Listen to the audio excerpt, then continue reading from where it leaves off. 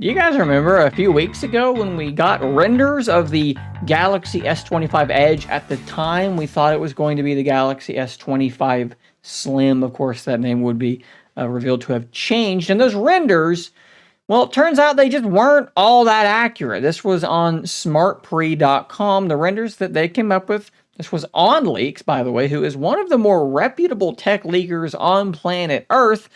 He thought this thing was going to look very, very similar to the other Galaxy S25 devices. And then, of course, what we got was something that looked very, very different from that. This is an image of what was actually unveiled at the Galaxy S25 Unpacked event. And yes, indeed, that looks pretty darn different than the render that we had seen just weeks earlier, right? 2 cameras instead of 3. The camera module looks different, and dare I say it, it might even be a little bit thinner. Well, today we have confirmation of all of that, and we also have some understanding as to what exactly went wrong. So how did OnLeaks, one of the most reputable leakers on planet Earth, get this so very wrong? Well, apparently the answer is the iPhone 17 Air. This, from what he's saying, was what was going to happen, but Samsung started getting word, hearing the rumors of a sub 6 millimeter iPhone. This device set to be 6.4 millimeters, which, as I talked about in an earlier article, just makes absolutely no sense to me. This was going to be a device that's basically just a slightly thinner Galaxy S25 Plus that was missing the telephoto lens, maybe some slightly better cameras, but at 6.4 millimeters, it wasn't so thin that you would look at this thing and go, oh, of course, that's why it exists. Look at this incredible hardware. 6.4 millimeters just isn't all that thin. Samsung allegedly realized this and went back to the well, changed some things around. So there's no more telephoto because that telephoto camera does in fact require a little bit more depth than the other cameras, and they needed that room. So they threw it out, and apparently they reduced this thing's thickness down to let me make sure that I'm getting this correct, 5.84 millimeters. So also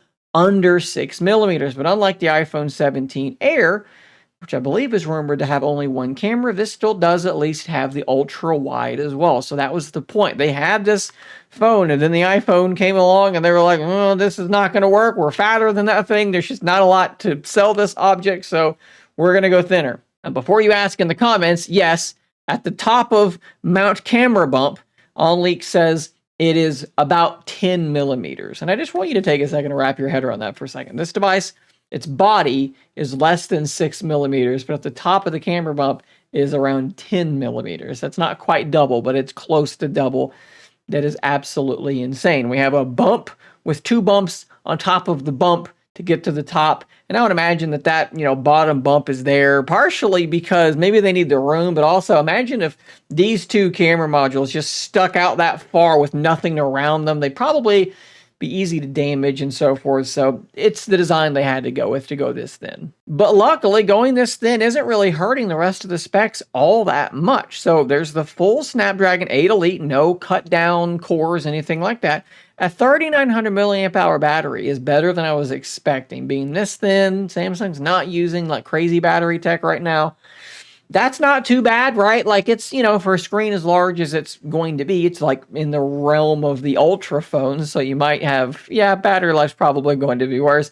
But still, 200 megapixel primary, 50 megapixel ultra wide. I imagine those are both from the Ultra phones, and those are both pretty good cameras. It's not too shabby. Of course, the price is going to be a big factor in this as well, and we don't really have any rumors on that. We're going to probably find out April or May of 2025 when this device is rumored to be releasing. But I guess what I want to do now is turn this over to you guys. At 6.4 millimeters, it didn't make a whole heck of a lot of sense.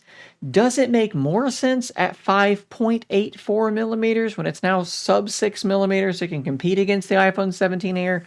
Just going to be in that general ballpark as well. Is it now thin enough to justify its existence? That's what I want to know from you guys. What do you think? Don't imagine Samsung plans to sell a ton of these. This is probably more of just a thing that they can just kind of hold up and be like, look at this thing that we can make. Look how thin it is, and so forth and so on. So keep that in mind. This is not something that they are expecting to like outsell their Ultra phone or anything like that. But again, guys, I want to know what you think in those comments down below. I'm going to drop a link to my write-up in the description down below over at shanecraig.tech. You can see some of the images there directly, and in that article, there are also links to the article on SmartPuri where they talk about this stuff as well. So guys, be sure to check that out. Subscribe for more content like this, and until next time, stay nerdy, my friends.